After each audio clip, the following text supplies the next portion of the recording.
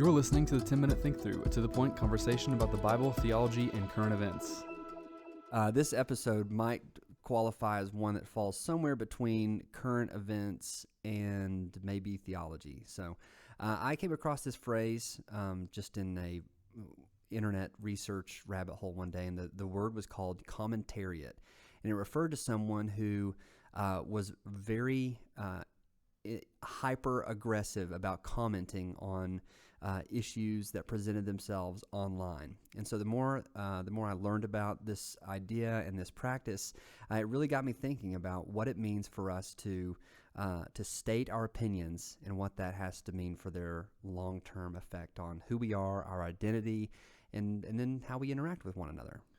If you just Google the term, it appears what they're after in using the term is an actual class of people. So it's really a media term. It's a term that it identifies those whose job it is, essentially. Maybe it's formal job, maybe it's just kind of cultural position to let you know what you think about something. So I think what we're after here is it almost seems like we all are tempted at least to join the class of the commentariat.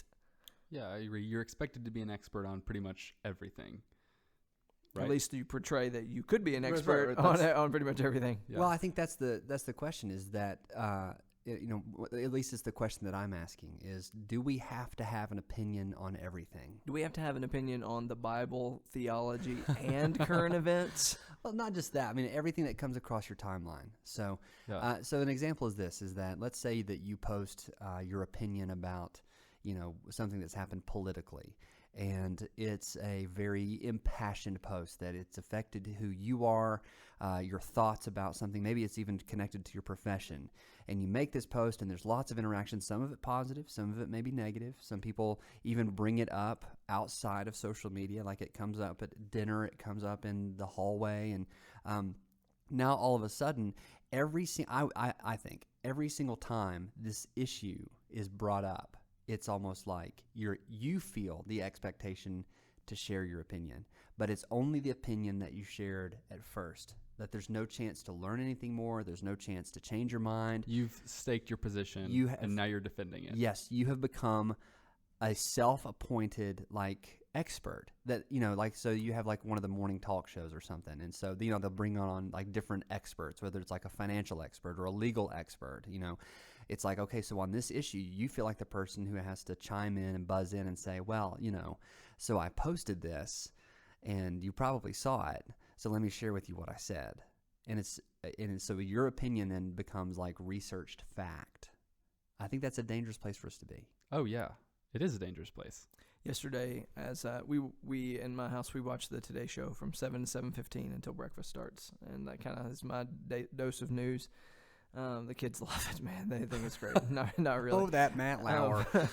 And they were going to interview Leon Panetta. Leon Panetta served in 2 different intelligence positions under Obama, and it just struck me. They have him there in the window, and he's going to comment. He is the expert. I mean, he is the one who can speak into, the likelihood of wiretapping in Russia, or in Trump Tower, whatever. All the same, right? Sure. So.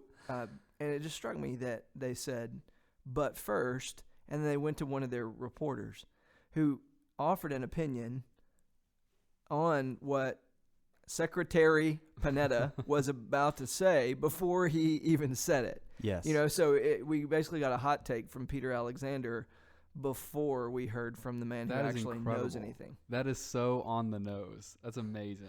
And that's what I'm talking about. So it's that we all become, I think, a product of what we watch, right? And so if you listen to the episode about The Shack, one of the reasons that we're saying it's a reason, to think through what you're about to watch is because it does influence, what you watch and what type of media, whether it's social or produced, what you allow into your life changes the way that you think.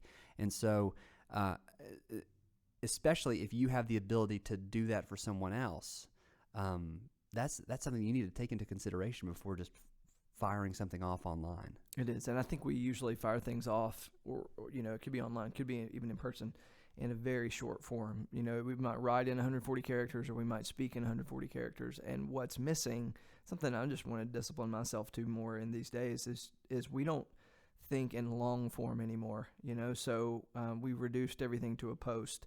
And by reducing everything to a post, we haven't really thought through the implications. So I can scan a blog post or a news story really quickly, but I can't do so with a book, right? I can't engage. I can, relatively speaking, do so by cutting a book short, but if I'm going to really digest what it has to say, I've got to spend some time thinking through it. And we don't do that. I think there's value in that, even for those of us who teach and preach, to, there's a question of do you manuscript everything you write? Brett's a big manuscriptor. He writes everything out in long form. Every word. I don't necessarily do that. And I noticed that the more I do that, it's possible even that I might feel a little less prepared to present. So like if I get up on a Sunday and I've got 8 pages of notes in front of me and every word is there, I might not quite be prepared to present as well. I might be more tied to my notes, but my thoughts are just developed. And I can rest in the fact that at least at some point in the week before, I've thought through the implications of this. And so by being known just for short form and not long form, we have there's a lot of danger in that, to just be identified with whatever I quickly thought in the moment. Yeah, I can think, even to the holiday season that we just had a few months ago, we were sitting down for dinner with some family, and then one of my family members was like, "So Jared, tell me what you think about the immigration situation." I don't know. In truth, but in that moment, that's not the answer I said. I came up with a really, probably sounded like I knew what I was talking about, but I didn't. And I think just we live in a culture of like expectation of like, you have to know what you're talking about, and you have to like have a well-formed opinion on every single issue. But I think for me, the truth is I am not that intelligent, and like I have not given that much time to research every single thing, because it's impossible. Like you literally can't. And so just like you were saying, actually both Ben and Brett, what you were saying about the expert is there are people out there who literally their job it is to study every Greek word of Scripture, right? And to be able to like decipher like where did this word come from? How is it used in other literatures? And so how is it being used here? And they might spend decades on one book of the Bible. And I could read the same book of the Bible and come up with my own thoughts, but they're obviously not going to be as well thought out and well researched. So for me, it's really taking a dose of humility and like accepting like, okay, first step, I don't know everything, and like I'm not going to know everything, And doesn't it feel permanent? Doesn't it feel permanent to state your opinion? It does. And so I think that it's dangerous. I heard somewhere that Google never forgets, right? Yeah. And so what we're saying, we can delete the tweet. And we've seen some really painful examples of things that people say online and then wish they hadn't, even though the statement can be deleted, people still remember. We see that all the time in our culture. And so I think that we should take into consideration the fact that like what we write, like that will be in existence whether or not we want to take it back or we don't. I also think there's danger there in limiting the amount of transformation that can take place. I think that what the Bible instructs us to do in terms of becoming more like Christ is to be transformed by the renewing of our minds. And so the possibility for transformation it has to exist for the Christian. But when every opinion about every subject is stated in such a way that it's absolute fact without any possibility for change, it really limits the possibility for maybe sanctification to take place, even in areas of thought on culture or theology, current events, right? So, I think that this is something that we need to think about. It's a danger of the commentariat culture. Well, and we've talked before about how difficult it is to have a really civil and good conversation with someone that you fundamentally disagree with on some big things. This is like the starting point. It's like being able to not necessarily just permanently state an opinion that will never change because you believe infallibly that you're right. It's being able to say, I'm excited to learn. Like I'm eager to learn. I have some thoughts, right? But I'd love to hear yours as well. It's like taking a posture of listening, which I don't do enough personally. Yeah, I think because we know how opinionated all of us are going to be, we just don't say much, especially face to face. Like, let's just don't go there. We're turning up to 10 on the scale of don't talk about religion or politics, because if you do, like, there's just going to be a fight that breaks out rather than the ability to process together and learn together. Thanks for listening to this episode of the 10-Minute Think Through. If you enjoyed our podcast, please take a moment to rate us on the iTunes or Android podcast store.